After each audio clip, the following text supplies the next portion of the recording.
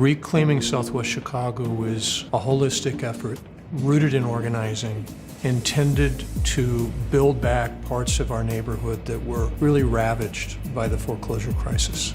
And we came to the decision that we needed to take very specific steps to acquire and rehab properties.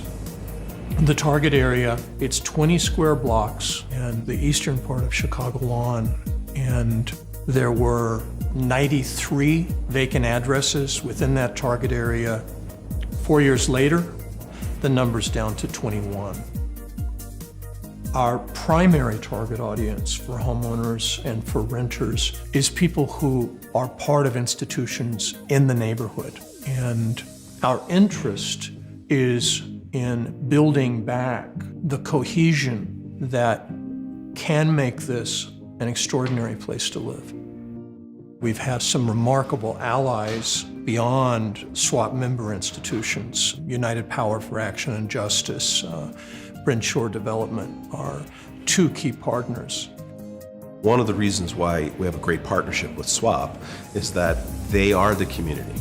They are people in the neighborhood, people work here, people that live here. One of the goals of the campaign is to empower the community members. And it's been absolutely amazing because it gives them a sense of ownership in the area that they live in. Some remarkable results are underway. Schools that were once level 3 schools are now level 1 schools. The crime rate is down over 50% in the target area. We're starting to see some interest in commercial reinvestment. Local parishes are solid, and there's a real commitment to the future of those institutions and their role in the surrounding community. You know, the work we've done, to a lot of people, it seems like a story about housing, but it's a story about the power of organizing. This isn't just a neighborhood anymore, it's now a community.